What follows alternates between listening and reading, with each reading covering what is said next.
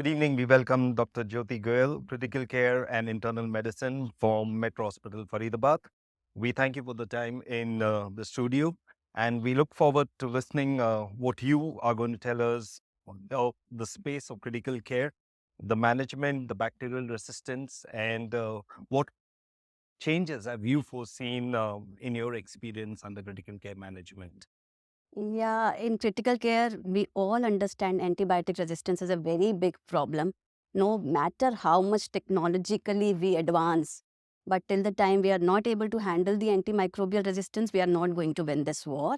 And as ma'am has already told you that antibiotic misuse is the major cause of antibacterial resistance and medical failures. So no matter how many transplants, bone marrow transplant, liver transplant, kidney transplant you do, but if you don't handle your antibiotics judiciously, then you are going to fail.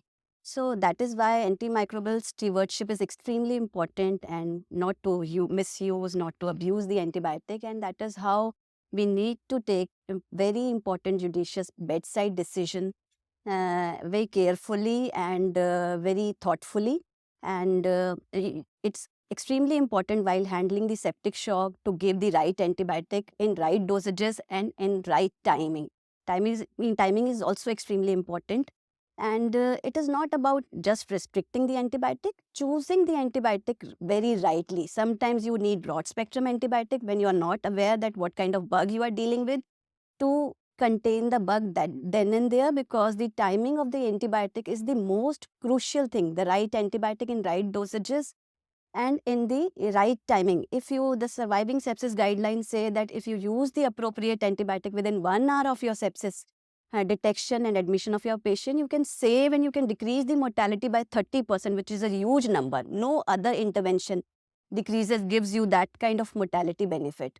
So the giving the right antibiotic within the right timing, no matter you write the antibiotic and you don't uh, take the pains that your patient should get the antibiotic within that time, you must ensure that your nurse should give that antibiotic within the time.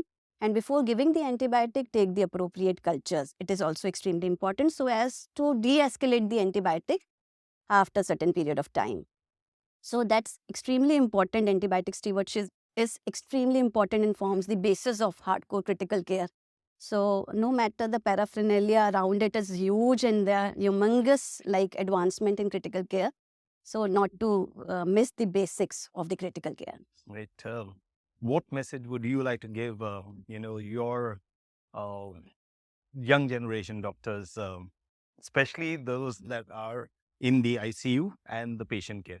Yeah, so I would like to say to them, there is no shortcut in critical care.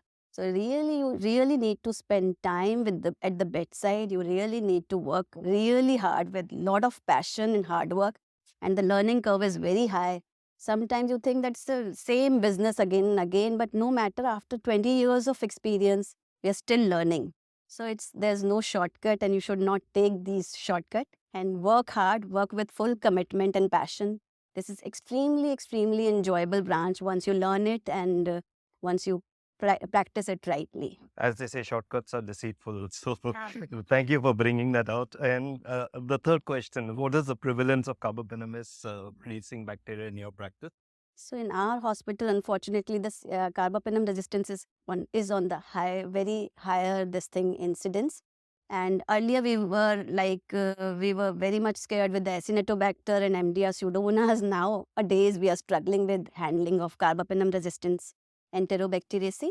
And I think in our hospital the incidence rate is like more than 30-40% of the our Klebsiellas are almost more than 80% of the Klebsiellas are carbapenem resistant.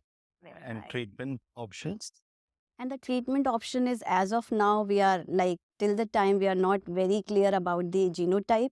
So we give the broad spectrum cover with the ceftazidime avibactam along with aztreonam.